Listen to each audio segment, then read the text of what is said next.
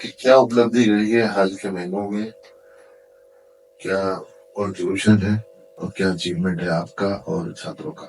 Sir अभी हाल ही में हमने सेकेंड ईयर में एथिकल हैकिंग कंप्लीट किया बीसीए के कुछ बैच में। Ethical hacking ethical hacking ethical hacking मतलब जो कोर्स होता है वो सिलेबस को जस्टिफाई किए हो कि अपने मन से जो समझ आया? नहीं सर, सिलेबस जस्टिफाई किए थे क्लासरूम में। हाँ, लगभग उसको कंप्लीट कर दिए थे, थोड़ा पार्ट बचा था तो हम तभी वर्कशॉप मोड में आएगा या तभी उसमें सब्स्टिट्यूट में जाएंगे। जो थोड़ा पार्ट बचा है तो टॉपिक तो वो हम बता देंगे, अच्छा। बाकी हम कंप्लीट उसमें। कौन से सेमेस्टर की बात कर रहे हो? ये सेकेंड ईयर में, PPU third sorry second year में। PPU second year, Yes. BCA दोनों?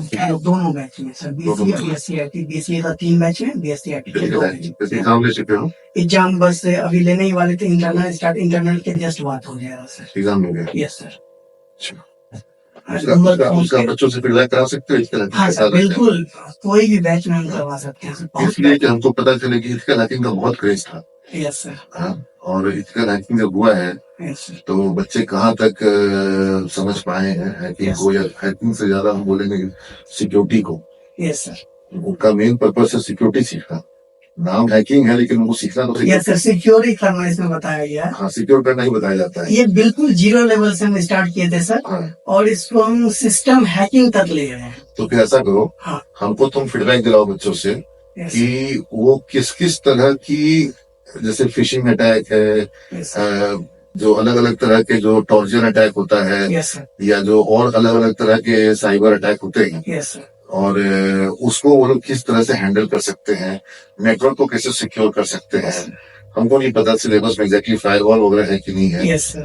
तो वो लोग क्या क्या चीज सीखा है, हमको ये चीज का उससे जानने का। Yes, sir. आइडियली तो हम चाहेंगे कि हम क्लास में जाकर के पूछे, Yes, sir. लेकिन नहीं हम जा पा रहे हैं घर में।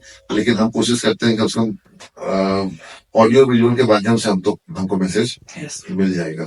तो कुछ बैच में बीसीए में जैसे उसका शेड्यूल शायद मैथ का कोई स्टार्ट हुआ तो उसका अभी बीएससी आईटी में चल ही रहा है। मैथ तो शुरू किए थे कि कुछ सलाह है तो कुछ एमसीए एंट्रेंस करवाने के लिए, Yes. या टीसीएस एनक्यूटी और Yes. विप्रो का एग्जाम का बीएससी आईटी में अभी चल ही रहा है। हाल ही में उसमें वर्म एंड वायरस ट्रोजन हमने बताया है, उसकी क्रिएट करके भी हम दिखा रहे हैं वर्म एंड वायरस। वही हम पूछना चाह रहे हैं। नेक्स्ट क्लास में वर्म एंड वायरस हम क्रिएट करके दिखाएंगे, इंटरनल के बाद वो लोग को क्रिएट करके। क्योंकि वर्म क्या है या वायरस क्या है या टॉर्जन क्या है, ये ज्ञान तो उसको देना तो बड़ी बात नहीं है। यस सर, क्रिएट करके दिखा रहे हैं। हाँ, कैसे करता है और कैसे रोका जा सकता है। लिनक्स है, लिनक्स ओएस है, विंडोज ओएस है।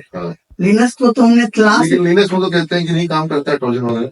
सर सुने ना, लिनक्स में जैसे आपका पासवर्ड प्रोटेक्ट विंडोज से ज्यादा सिक्योर बोला जाता है लिनक्स को, कमांड बेस है।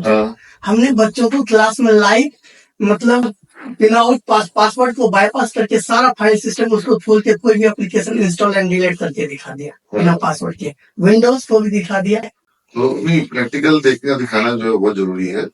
और दूसरा जो मतलब सिमुलेशन जैसा अगर कुछ इसमें होता हो, सिमुलेटर टाइप की चीजें, तो आई डोंट नो होता है कि नहीं होता है, तो उसका भी प्रयोग करने का आवश्यकता हो सकता है। क्योंकि हर तरह का मतलब प्रैक्टिकल साइबर सिक्योरिटी में डायरेक्ट किया जाए ये पॉसिबल नहीं है।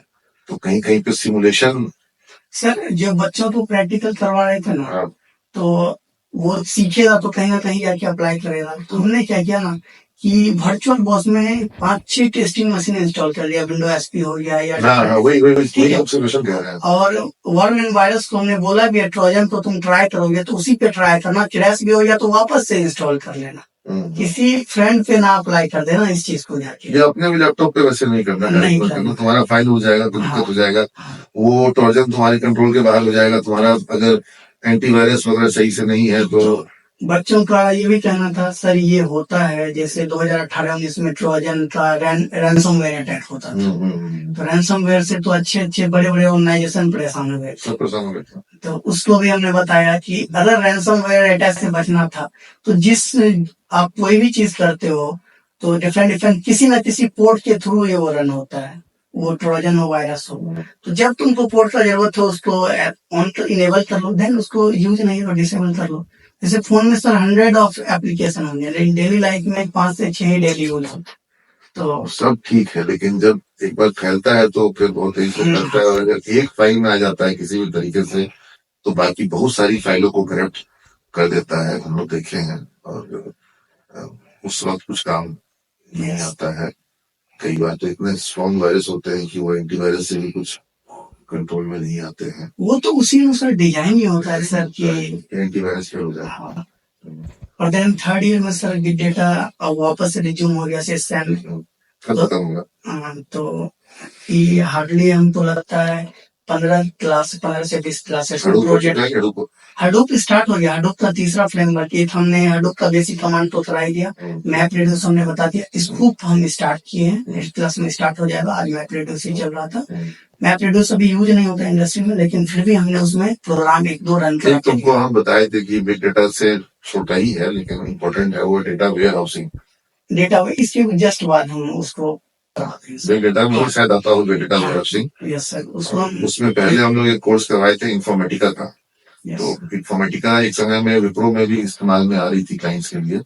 तो हमारे बच्चे जो इंफॉर्मेटिका पढ़ के गए थे उनको विप्रो में बहुत अप्रिशिएशन मिला था कि किसी भी बीसीए कॉलेज को स्टूडेंट को आज तक नहीं देखे जिसको कि कॉलेज में इंफॉर्मेटिका पढ़ाया गया हो। तो ये अप्रिशिएशन हमारे सीनियर्स के बच्चों को मिला था एक बार विप्रो में।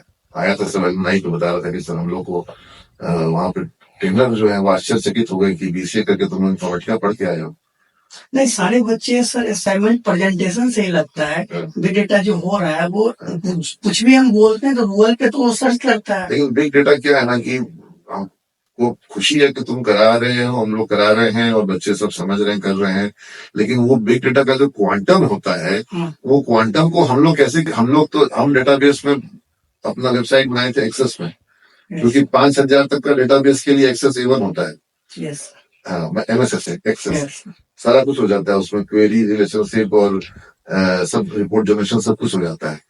तो लेकिन उसके बाद फिर हमको लगता है MySQL में काम हो जाता है। फिर हमको SQL और Oracle का भी मतलब ढंग से डेटा दिखता नहीं कि जिसपे हम लोग प्रैक्टिकल करा सके, जो एक्चुअल रियल टाइम इंडस्ट्री में जैसे प्रयोग में आता है। और बिग डेटा का जो क्वांटम ऑफ डेटा होगा, आई डोंट नो तुम लोग उसको कैसे प्रैक्टिकल के लिए लाओगे, उतना क्वांटम तो 1 TB से तो स्टार्टिंग है सर उसका। 1 TB कहने का मतलब 1000 TB। अच्छा, से उसका स्टार्टिंग डेटा है 1000 TB। 1000 TB तो मतलब जो भी तुम प्रैक्टिकल करोगे वो तो खाली एक नहीं समझे सर, जैसे अभी तो सिंबॉलिक वे में हो सकता है, एक्चुअल वे में तो नहीं हो सकता है। एक्चुअल वे में उसको प्रेजेंट इसको करना होता है कंपनी में ही एप्लीकेशन, कंपनी में ही हो सकता है।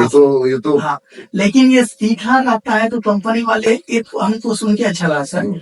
इस विषय में बच्चा अभी हडूप स्टार्ट हुआ था, बेसिक हम कुछ थ्योरी करा रहे थे, कमांड पे भी नहीं आए थे, बेसिक कमांड हडूप का बताए थे। वो बच्चा अपने लिंक्डइन में प्रोफाइल में हडूप लिखते हैं, डेटा हडूप का।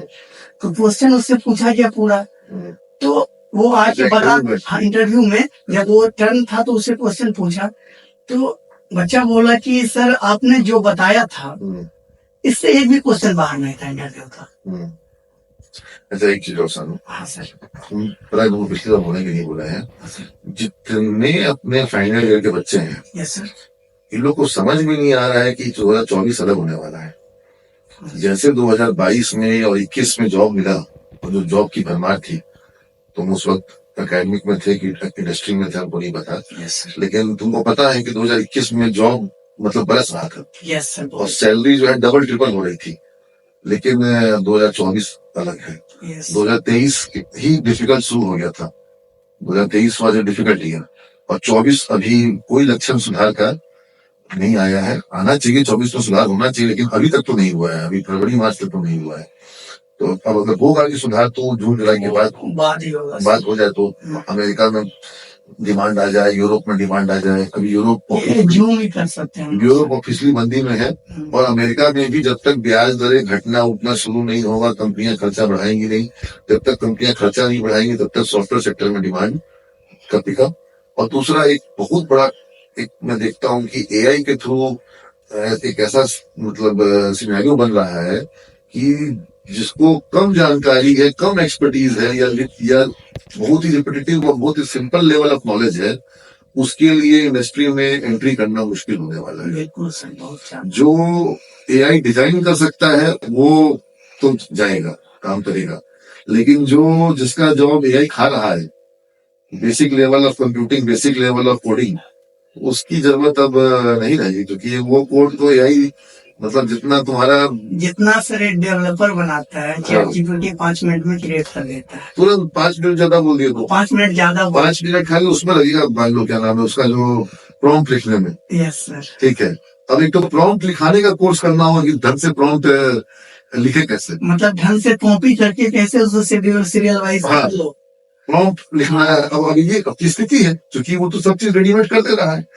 तो ये स्थिति में बच्चों को हम बोले सर हाँ कि आईटी सेक्टर में अगर तुमको बने रहना है तो जो भी नया टेक्नोलॉजी है इसको सीखो, क्योंकि अभी जिसका तोड़ अभी है तो उसी सेक्टर अभी में तो robotics expert, big data expert, data analytics expert, या फिर आईओटी एक्सपर्ट, या फिर रोबोटिक्स एक्सपर्ट, इनको ये सब बनना होगा। ये सिंपल कोडर वाला जॉब के चक्कर में रहेंगे तो ये गड़ा जाएंगे। ये चीज उसमें ज्यादा सैलरी भी मिलेगी। जैसे जैसे नंबर स्ट्रेंथ घटेगा टीम में लोगों का, वैसे वैसे जो लोग रहेंगे उनकी तनख्वाह बढ़ जाएगी। मैंने आईटी सेक्टर में ये होने वाला है कि कम लोगों को जॉब मिलेगा, लेकिन जिसको मिलेगा उसको तनख्वाह ज्यादा मिलेगी। अच्छा रहेगा। हाँ, और ये जो लो लेवल का जॉब है वो हटा ही देगा। मतलब कंपनियां यही कर रही हैं अभी। जो हमको जो रीडिंग है, मेरे पास जो इंडस्ट्री का जो हम पढ़ते हैं थोड़ा बहुत, उससे हमको समझ में आता है। हम इकोनॉमिक टाइम्स में पढ़ते हैं कि जो छटाई हो रही है कंपनियों में वो एंट्री लेवल पे हो रही है। एंट्री लेवल पे हायरिंग फ्रीज हो रही है और थोड़ा मिड लेवल पे हो रहा है, लेकिन जो एक्सपर्टीज वाले लेवल है उसको कंपनी नहीं हटा रही है। मतलब महंगे एम्प्लॉय को नहीं हटा रही है कंपनी। जो है वो जिसका काम आराम से एआई से ले सकते हैं उसको हटा रही है। कहने का मतलब सर 90% डेवलपर का जॉब जा चुका है, नहीं गया है तो चला जाएगा आने वाले टाइम में। चला जाएगा, क्योंकि उसका काम तो वो एआई करके दे देगा। यस। तो आपको तो कुछ ऐसा कुछ करना होगा जिसमें कि अभी वो एआई सक्सेसफुल नहीं होगा। आपको ऐसा काम करना होगा, और बहुत सा काम ऐसा जो एआई से नहीं हो सकता है, जिसके लिए अभी सेट पैटर्न बना हुआ नहीं है। तो वो सब बहुत सारा काम जितना भी है वो तो हमेशा ह्यूमन इंटेलिजेंस ही करेगा, लेकिन बच्चे उसके लिए तैयार होने चाहिए। हम ये बात इस पॉइंट से कह रहे थे कि जो बच्चों के बीच में जॉब अपॉर्चुनिटी डाली जाती है, लिंक डाले जाते हैं अप्लाई करने के लिए, 90% बच्चे उसको अप्लाई नहीं कर रहे हैं। मात्र 5-10% बच्चे ही अप्लाई कर रहे हैं। और जो 5-10% बच्चे अप्लाई करते हैं उनको रहे रहे इंटरव्यू का कॉल भी आ रहा है। हाँ, कुछ बच्चे दे रहे हैं, कुछ बच्चों को इंटरव्यू में जॉब भी कंफर्म हो गया, उसका टीसीएस वगैरह पे हो गया है, तो उसका टीसीएस किसी दूसरी कंपनी में हो गया है। मतलब सरस्वती पूजा के दिन जी बच्चे का इंटरव्यू चल रहा था सीमेज में। हाँ, टीसीएस में हो गया। हाँ, तो ये बच्चों को लेकिन इसके लिए थोड़ा जागरूक करो। वो सब क्या है कि बैठा हुआ है लाट साहब की तरह की कंपनी वाला को खबर मिल जाएगा कि पटना में फलाना लड़का जो है, इनका वर्मा जी का बेटा बीसीए कर रहा है, जाकर उनसे मिलो। और कंपनी वाला उसके घर आएगा उसको जॉब देने के लिए। ये किस गलत फहमी में है। और हमारा काम है कि उसको अपॉर्चुनिटी देना। हम लोग इतना अपॉर्चुनिटी दे रहे हैं, लेकिन जो अप्लाई नहीं करेगा, मतलब आपको पंखा लग गया, एसी लग गया, लेकिन आप स्विच ऑन नहीं करिएगा तो कैसे चलेगा? तो फिर वो पंखा लगा हुआ आपको क्या फायदा होगा? पसीना आप रह जाइएगा। ये लोग तो स्विच ही ऑन नहीं कर रहा है, बस बोल रहा है कि पंखा चल नहीं रहा है, पंखा चल नहीं रहा है। तुम स्विच ऑन नहीं करोगे तो कैसे पंखा चलेगा? इनका ये स्थिति है। तो ये चीज इनको क्लियर करे कि भाई तुम्हें ना मिलेगा, ला दो लगा दो, घर तक पहुंचा दो वाला सिस्टम नहीं ना होगी। कुआं जो है तुम्हारे पास आ जाएगी, पानी पी लो तुम। कुआं में तुमको बाल्टी फुट डालना होगा, पानी निकालना होगा। अप्लाई कर, हम एक चीज और बोलेगा लोगों को कि अप्लाई करने पर जॉब मिलने का गारंटी नहीं है। हो सकता है तुम 10 जगह अप्लाई करो, मात्र 1 जगह इंटरव्यू हो। तुम 25 जगह अप्लाई करो, 40 जगह अप्लाई करो, तुमको हो सकता है कोई जॉब मिल जाए। लेकिन अगर तुम अप्लाई नहीं करोगे तो गारंटी है कि तुमको कोई जॉब नहीं मिलेगा। यस। ये चीज बच्चों को कम्युनिकेट करो और इसको अप्लाई करो।